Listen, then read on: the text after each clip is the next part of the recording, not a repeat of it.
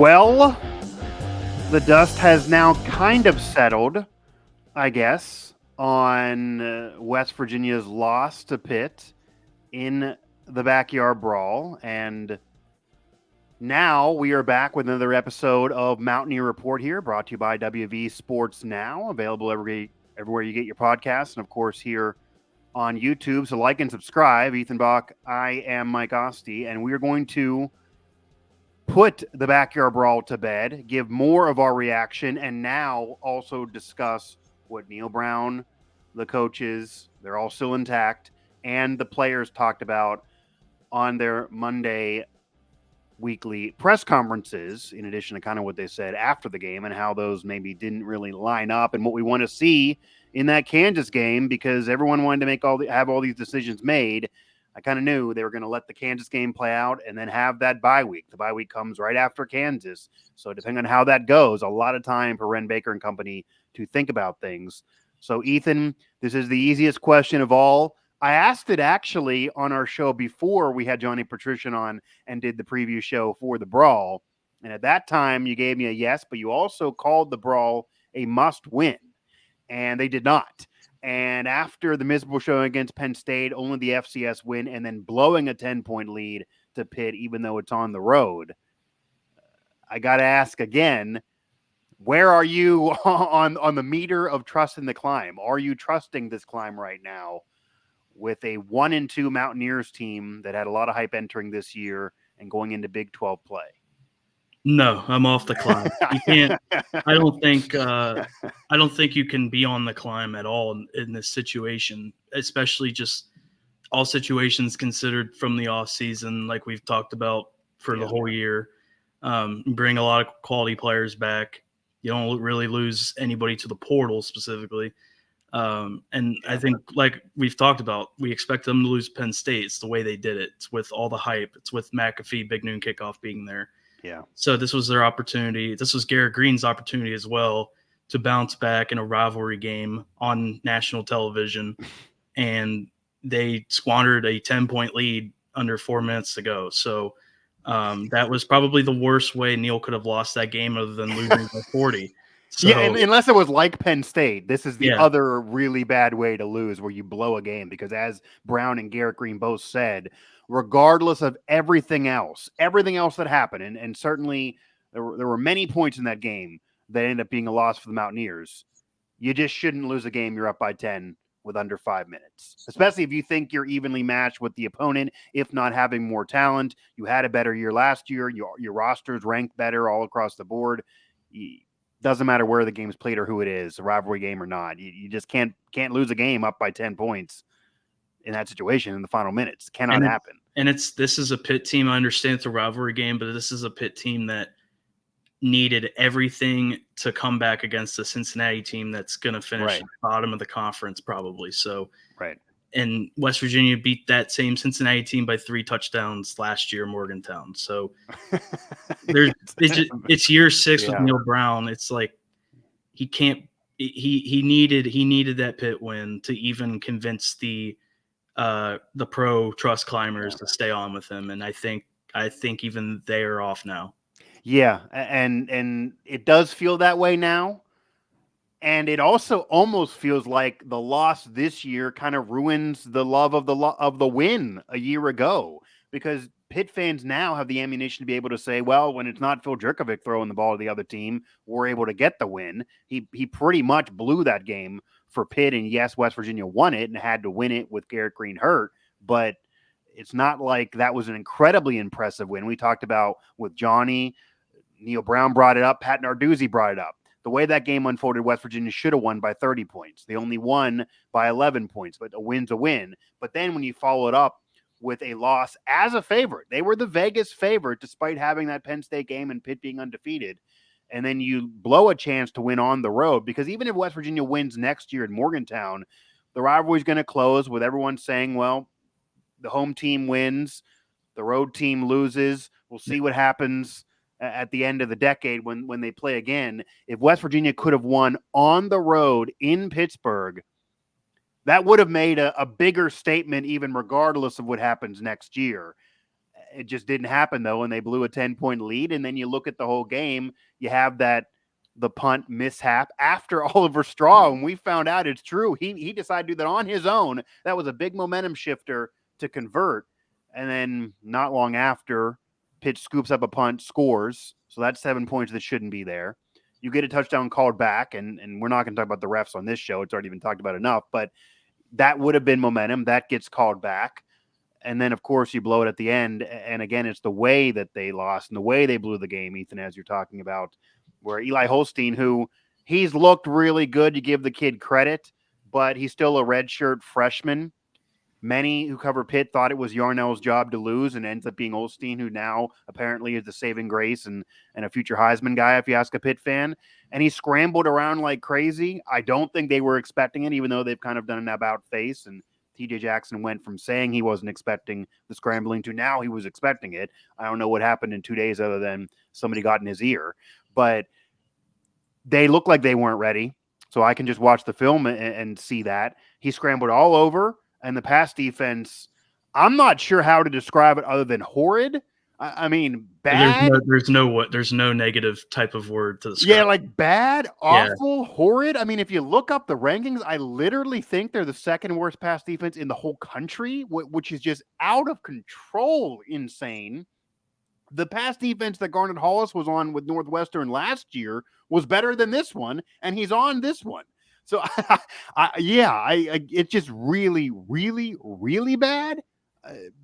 There's nothing else even to say about it, and that allowed Pitt to come back and get the victory. And it also was a situation, I don't know about you watching, it felt like, which is why I even asked Neal, and maybe I'll get your thoughts here real quickly on this, I would have literally just let Pitt score. Once you get down to 3 minutes left and the defense was, I would be like, screw it.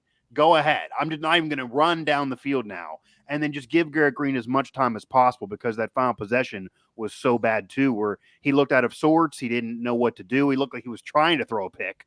Honestly, it looked like a really confused Garrett Green, and Brown put some of that on him, but who knows, because Green didn't look composed.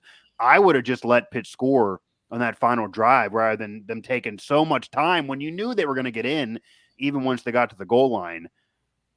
Did that pop in your mind? I mean, Neal gave the explanation that they had that D lineman kind of in the back end for a while. They didn't do that in the goal line play, so they thought they would have had a better matchup with a corner on a lineman, on their O lineman. But I don't know, man. I would have just let Pitt do it and then be done with it, maybe, and then preserve the time.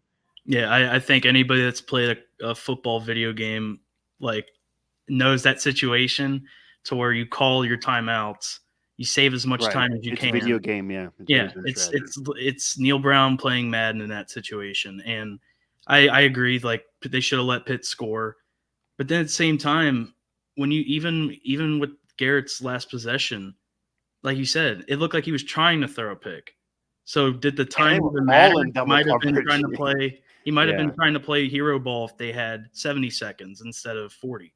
So I don't know if he would have been mentally better, maybe, because as Brown even said, all they had to do was get to midfield and then maybe one or two plays and they're in business, because it didn't look like Pitt was really going to stop them either. A lot of people in the press box who cover Pitt were saying this game's not over with 32 seconds left, and Pitt was celebrating. I'm sitting there saying, yeah, it is, because I didn't trust Garrett Green to come back at the end, and I knew Pitt was going to score there. But realistically, 30 seconds it's not like there was 5. I mean, there was time to do 3 or 4 plays. If you would have let them score and had a minute and a half, then you would have had time to do 5, 6, 7 plays, with the middle of mixing in a first down or 2 in the middle there. It just seemed like regardless of how much time was left, West Virginia lost all that momentum. They did lose, man. And it wasn't even like, oh, they just lost slight momentum.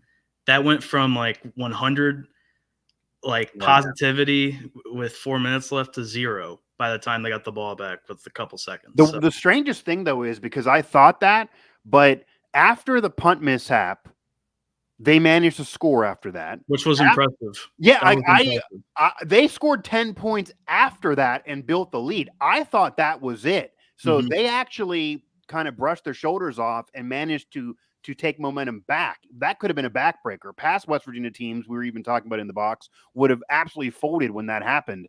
And then even after Hudson Clement's TD got called back, they still were rolling. The next possession, they're rolling. They're driving down the field again. So those momentum killers that normally you would think would kill a mentally weak team did not kill them, but then they lose anyway. Yeah. So they lose anyway, they blow it anyway. And I really think this comes down to the defense is just not good enough. I mean, I have a whole commentary ready to go. The Green's disappointed. He's not been nearly what's advertised. We can talk about all the miscues on offense, and they've been there. Some penalties were legit. Some others you can argue. They weren't perfect across the board, and you can't have the punt blunder. But at the end of the day, the defense lost that game. Yeah, 100%. And yeah, I mean, the offense did put 34 points up despite all the issues. Maybe they should have put 40, but you shouldn't have to score 40 to win a game.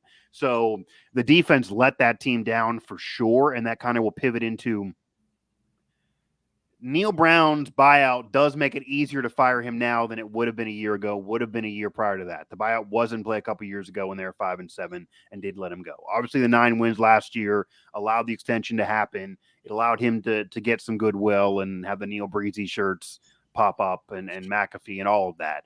But now they're 1-2. They're playing a Kansas team coming up here that is also 1-2, and they have a group of 5 loss. Like they've had a catastrophe of an opening season too, and they opened up with a top 25 ranking. So it's almost like something's got to give that one of these two teams' season's going to be ruined, and one of them, I guess, can continue on. But they had a lot of problem with Jalen Daniels, and if you think Eli Osteen's going to run around, I'm telling you right now, breaking news. Daniels is going to run around. So that should not be a debate like it was this past week. He's going to run around. But separate from Brown, because I think they're going to let linger a little bit to decide on Brown, although it would be easier to do this midseason than in seasons of the past. But I think Jordan Lesley is coaching for his job. I could see even a loss where Brown stays a little bit into Big 12 play. But I do think Jordan Lesley's coaching for his job. I didn't think they were going to do it before a game when you have a bye coming up. But if they allow 30-plus points, 300-plus yards passing again, I do actually think they will fire him, and that'll be the domino that falls before Brown. I think they'll do that before Brown. Where are you on what you think will happen and what you kind of want to happen with Brown, Lesley, that whole staff? I know you're no longer trusting the climb. Really, neither am I. Neither is anybody. But I also don't see how this season changes. You fire Brown now, even probably if you fire Lesley, this season's probably lost regardless. There's no point in, to me at least, with a mid-year fire of Neal Brown. Unless it's the final couple games of the year. Yeah. Rem Baker last year for basketball was searching all year. He had all year to search, and that's. Right. And yeah. I guess morally it's not right for him to go search now, but I guarantee you, like he's talked to us about, he probably has Excel sheets and all this analytical information about other coaches in the entire NCAA. Yeah. So, and he knows the value of the football and basketball program, because anytime anyone asks him on shows, he immediately jumps out and saying, no, that's not right. This is the value. He has spreadsheeted out the value. So the man would be ready to go to do a national football search right now with that program, and I think secretly enjoy it. And I just don't see a point in firing Neal Brown middle of the season. He does a lot of stuff right within the program, the culture, development, everything but freaking win. Everything but win games. So that's kind of an. I would say until they're not eligible to make a bowl, then you start that transition. Once they get the 7 losses, I think it's time. But then like Jordan Lesley, that defense has not been good for a few seasons now. It's been at least since 2020, 2021. Yeah. Last year, this team needed to score 35 to 40 points to win games.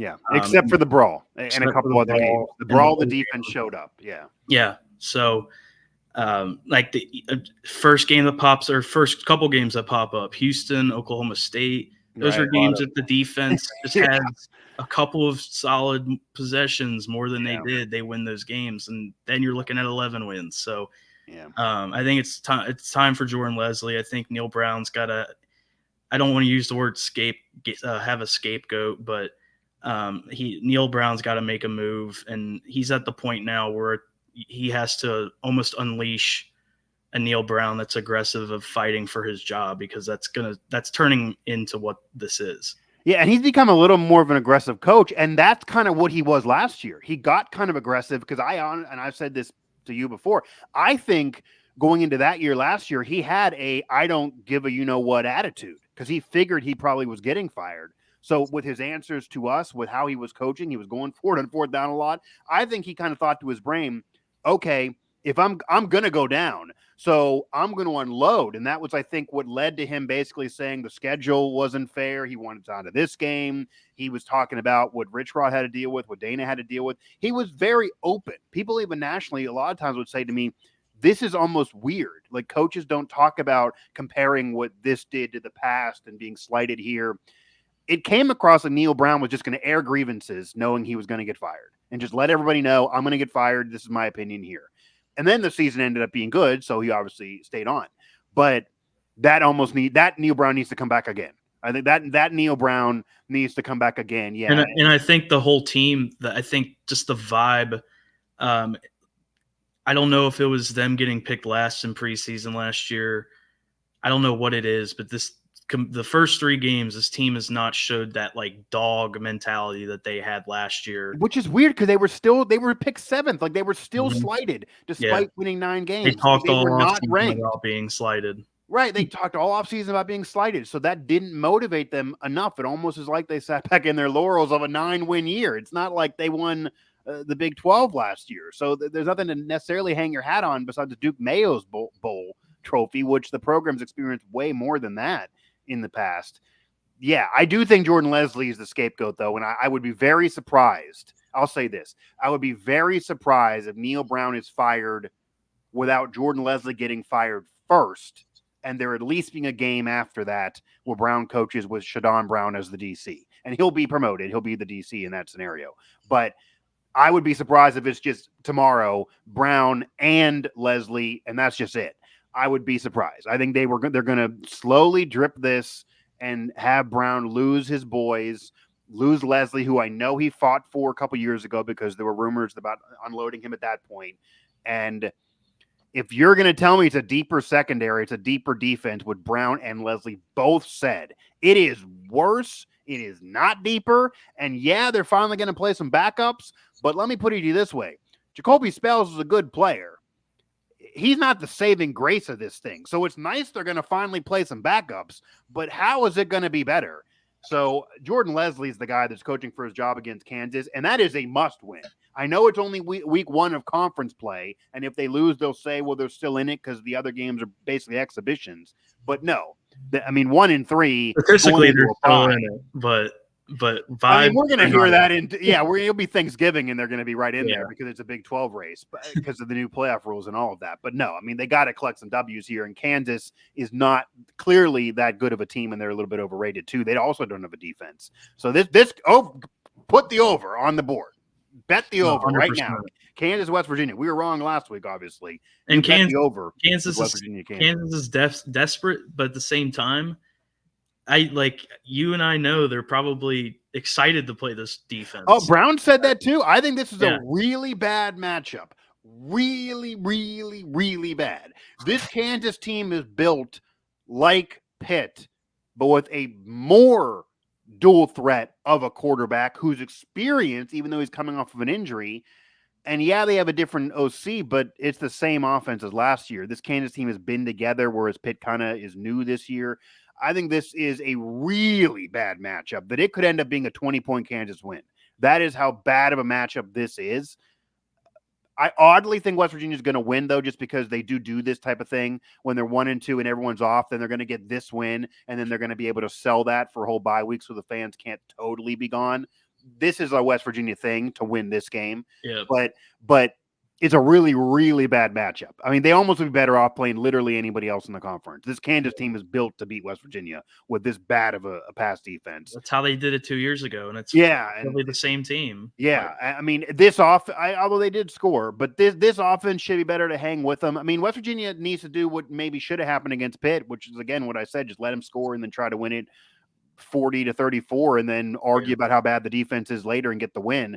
That might be how they have to be Kansas. They got to just somehow get the ball last. Yeah, I mean, this might be arena football. You're talking about video games. This Yeah. might be where we're just going for it on fourth down every play, forget punting. I mean, 50-42 is what you're looking for here because it's got to be a victory. This is a must win against the Jayhawks. Is there anything you want to see as we round out the show outside of obviously having to win in this game? Is there a scenario for you, and I could even see this too, that if they win, Jordan Lesley for you still needs to go based on how the game unfolds if they're still allowing 300 yards passing again? I think I don't know if there's a scenario where anybody really wants Jordan Lesley to still stay after the Kansas game. Yeah. It's not like it's just been the first year under Lesley where this defense has been pretty bad. This is the all-time bad under Lesley, but he's had other defenses that aren't even sometimes average, and this is worse. This is worse. He said all offseason how this was deeper. I know he's just talking about going to practice to make it better. Like, I get it. I almost felt bad talking to him the other day, to be honest. I mean, he looks like he's done. He's checked out, obviously, on social media. But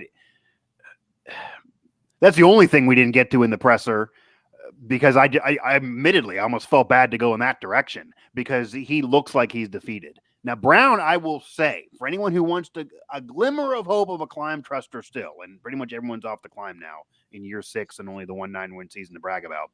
Brown does not look like Lesley. Brown does not look defeated. Brown looks like almost what I'm saying is true. It looks like Brown's aware that he's going to be the second man gone, not the first. Like, he looks like he has some time to fix this, whereas Lesley looks defeated. And Brown does look like he is seemingly thinking it is wide open in the Big 12 and the new college football playoff rules. You can't 13-9 this thing. I mean, you arguably have out of conference games be almost exhibitions. You want to have them as an at-large if you need an at-large, but I mean, it would be a typical Neal Brown thing to do to somehow win the Big 12 this year and have those regional games as losses and then crawl in that way. I mean, when I put that show out in the offseason, I was freaking joking and didn't think it would actually occur. Now it's a scenario. Yeah, boy, if that scenario happens. Yeah. Because that's really the only way they get in. But even if they somehow finish with 7-8 wins, I could see him staying because the program would say they really finished strong and the schedule's easy at the end of the year. Obviously, that wouldn't make anyone happy with the way this started because, again, it's not just 1 and 2 in the losses. It's the way they lost these games. But I don't think Neal Brown's a guarantee to be fired. I would be very curious, though, knowing where the NIL is now, where it's certainly better than it was a year ago. McAfee's back on board.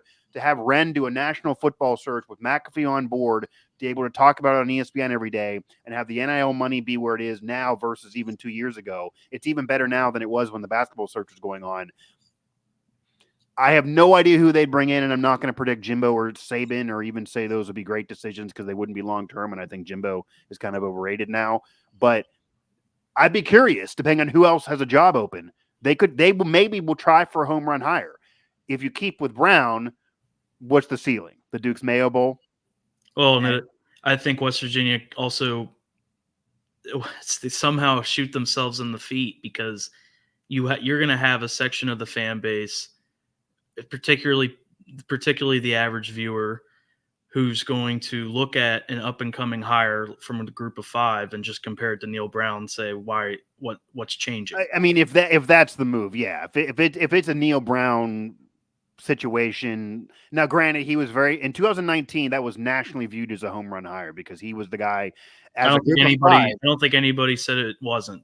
Like, yeah. That was a unanimous home run hire. Yeah, because at that time, he was a group of 5 coach, but he was competing in the big – that's what's weird about this. In the big games, he was right there punching LSU in the mouth, going for it on fourth, beating LSU. That Neal Brown has really never appeared at West Virginia, maybe a little last year. But it's almost like he'd be better off being a head coach of Tulane or something, beating a top dog who he plays once a year, I almost feel like there's a scenario the way Brown works at Troy is he would get at one of those, have a 1 or 2 loss group of 5 year, crawl in the playoff, and then somehow end up in the championship game because he can coach that team. But it doesn't feel like he can coach a major conference team. That just feels like there's 2 different Neal Browns. Is it the pressure pressure of the state? like the I don't know. There's a situation. lot of pressure for this job, Yeah. obviously. There's a lot of pressure. There's no pro team, even though there's some close in Pittsburgh.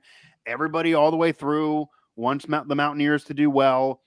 They're the only power program, even though there's Marshall. That's a group of 5. They're the only major conference program in the state.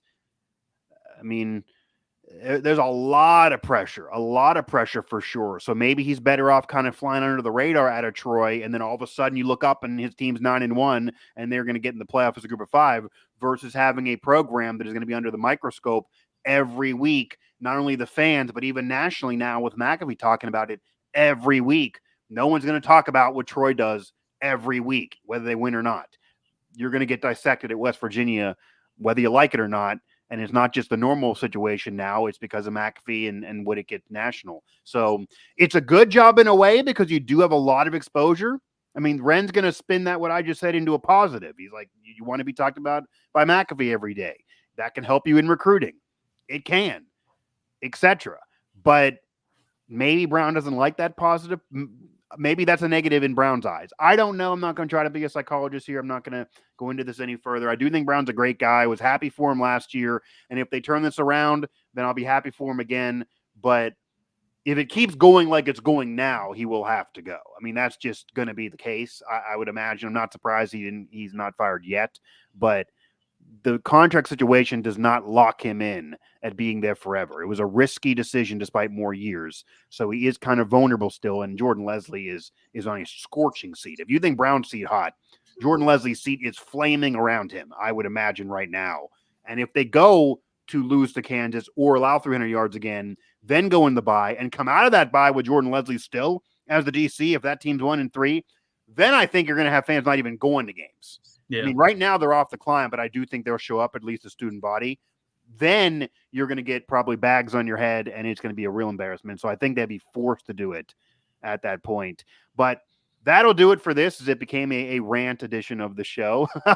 But honestly, I knew this was going to unravel because that game just kind of gets you going. I mean, that was just one of those, you can't lose that way, and they did. Ethan Bock, Mike Asti, click subscribe, download, find us on WVU Sports Now for our coverage. And we will have a preview show as well for that Kansas game, which, yeah, it's a must-win game. And it's a must-win game for Jordan Lesley more than anyone else.